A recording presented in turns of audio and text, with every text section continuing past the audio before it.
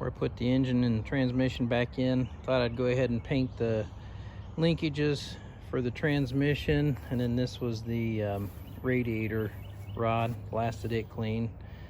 So get some paint on those, let them dry while I'm doing some other engine work. Okay, this is all stuff that goes on after the engine is back on. Looking over here at this other table, this is the dash stuff.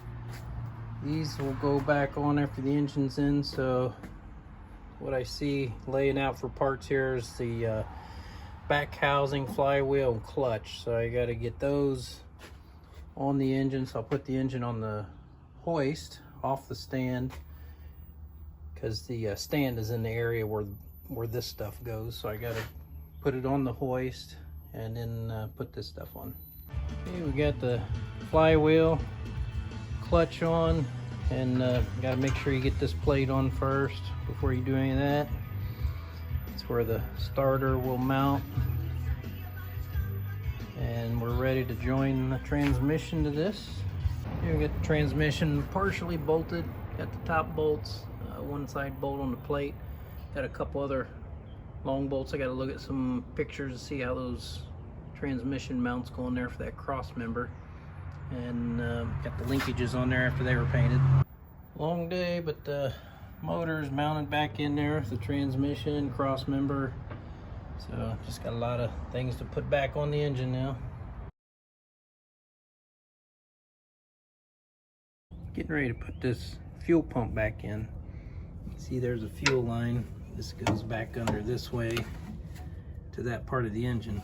But one thing I want to do before I put that in is this is a new fuel line here, but this car doesn't have a fuel filter, and I want to put a fuel filter in an inconspicuous area that looks nice.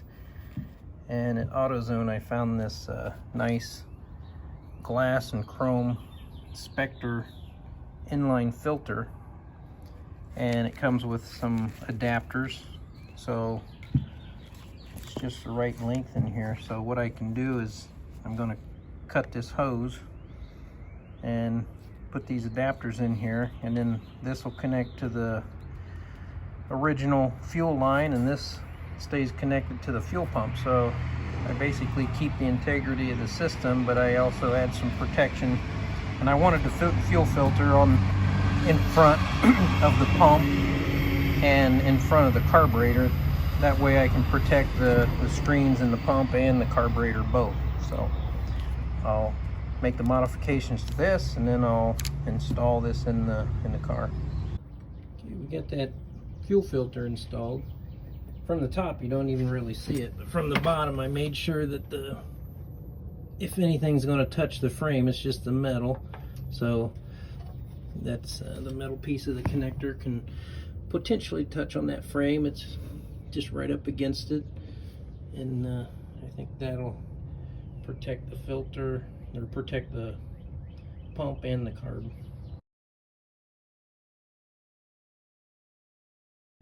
Put an exhaust header on next.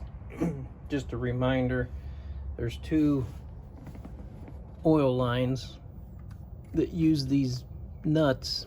So there's one that goes up to the back of the head, and there's one that comes up here and hooks on here for the oil filter. So it's good to put these on here now, because then you just have to take the nuts right back off to route those oil lines.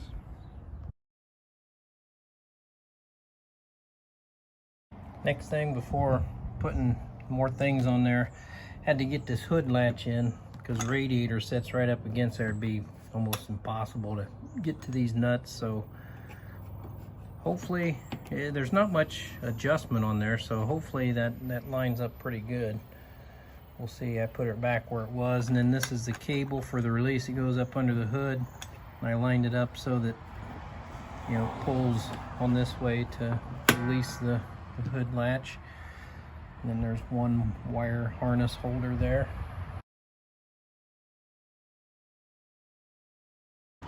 Lowering the head down on there. One little trick I'm using is really long rods for positioning in a triangle pattern.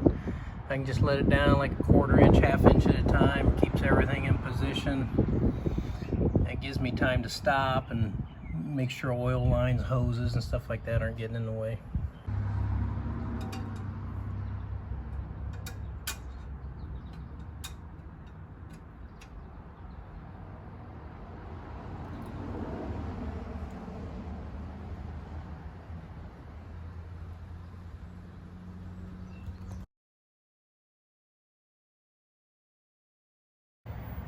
Okay, we're back to this point we were at a couple weeks ago.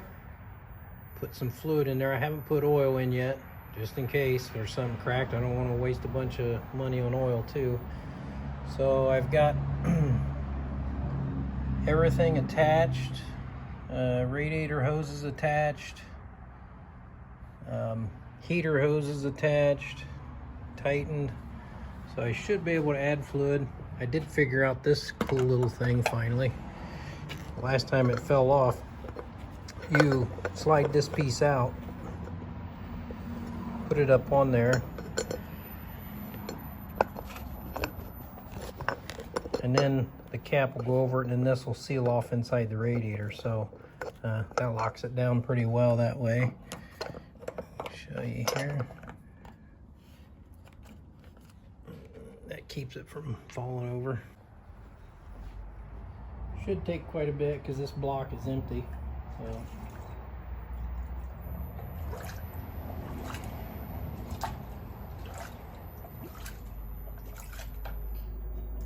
just gonna slow it down a little bit so it don't gurgle so hard.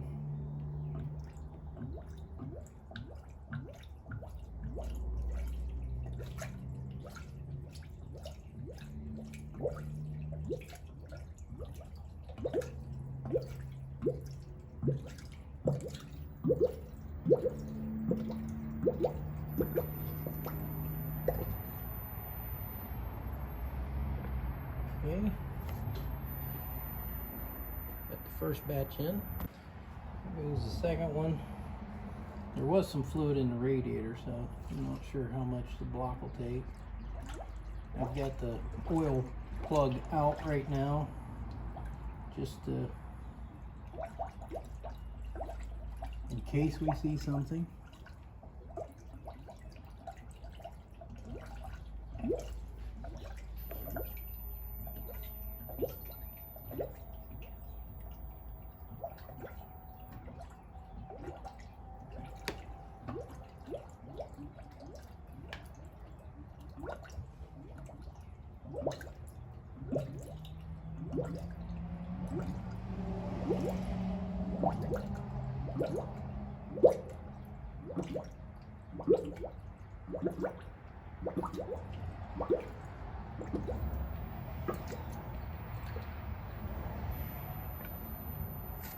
Two of them down. Third one going.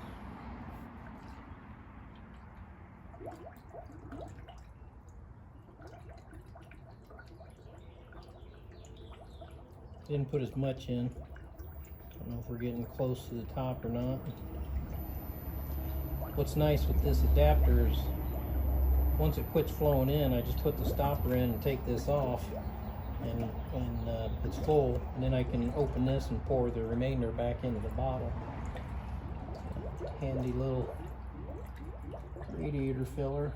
Don't necessarily like the bubbles splattering stuff everywhere. Okay, it looks like that's full. So we'll put the stopper in, take this off. And we should be able to try to get the lid off. And we'll put that back in the bottle over here. Okay, we're full there. We're gonna run around, take a look at this oil pan, make sure nothing's running out of there. Everything's dry. Woohoo! Progress. Okay, we're gonna pause there until tomorrow. I'm gonna let that set overnight.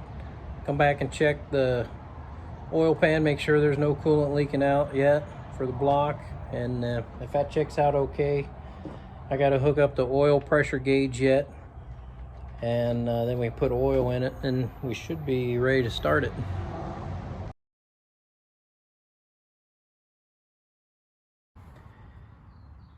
Looks like no drips anywhere. Everything's dry after the next day, so far we don't have a leaking block. That's great. So now we can put oil in this thing and get the oil pressure gauge mounted.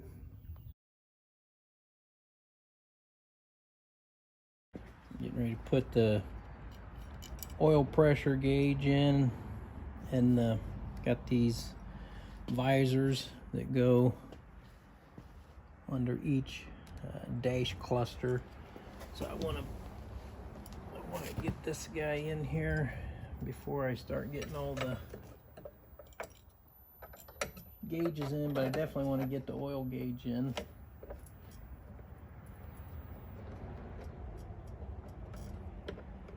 See if the holes kind of line up here. Yeah, it's good. Got some stainless screws to put in there.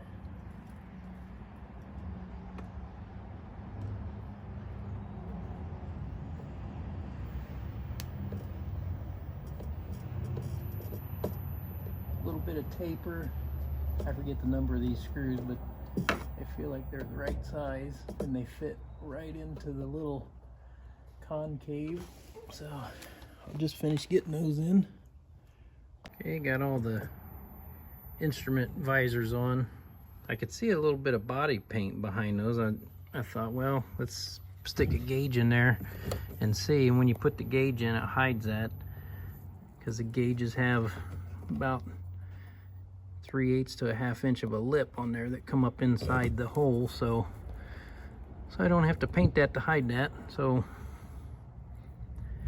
now we can work on putting the metal plate behind here so that we can at least get the thing about getting the oil pressure and the RPM gauge hooked up, because I don't need electric yet.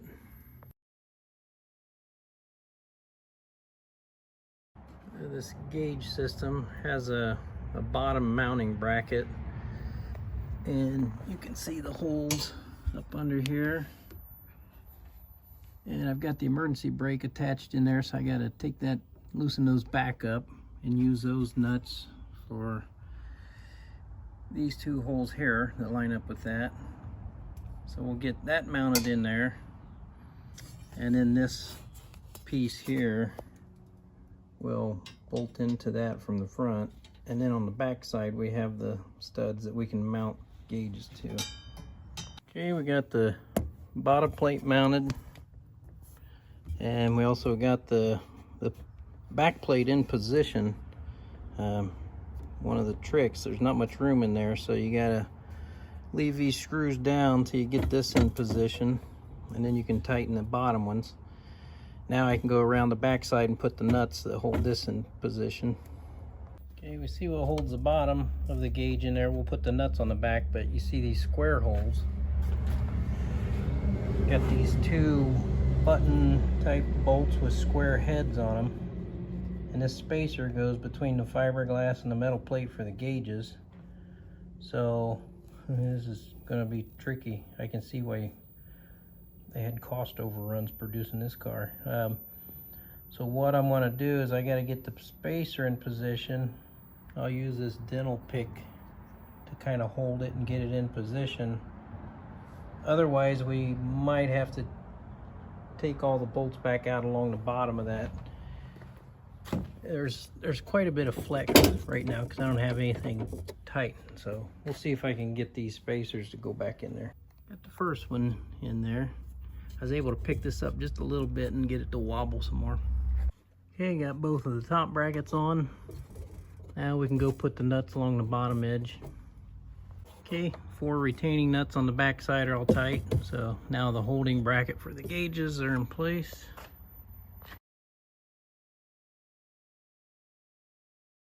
Now we got the oil pressure gauge attached.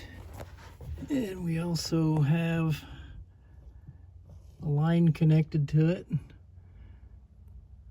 Just using a high pressure brake line. That line runs out to the block there.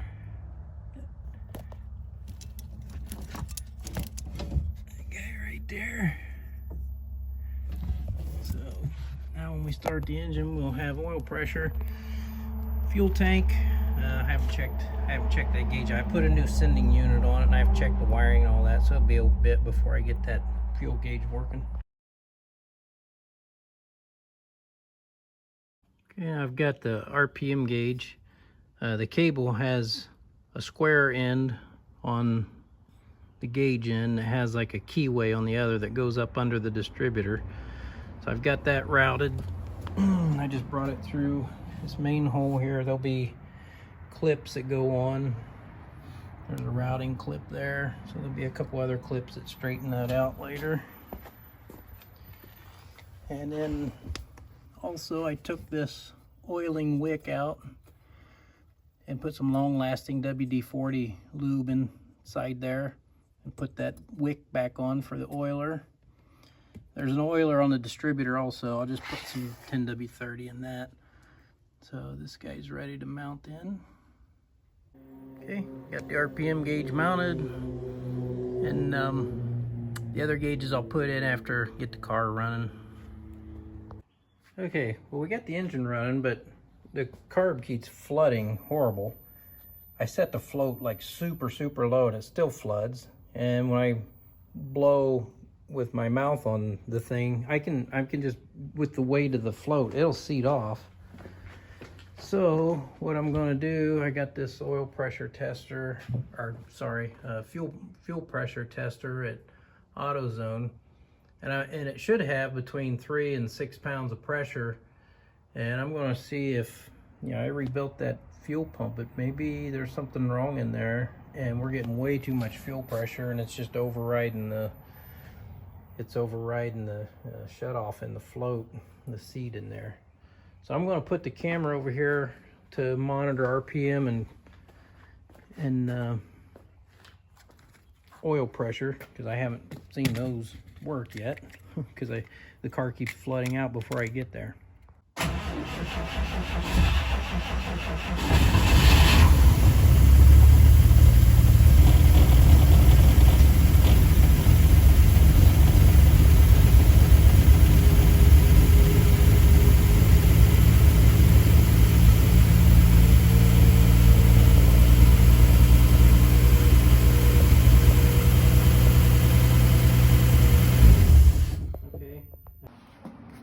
And while that test run was going, we developed about 15 to 16 pounds of pressure, which is almost 3 times the fuel pressure. So we definitely have a fuel pump problem, because that time I was feeding no fuel to the carburetor and it was a little flooded from before, but once it ran good.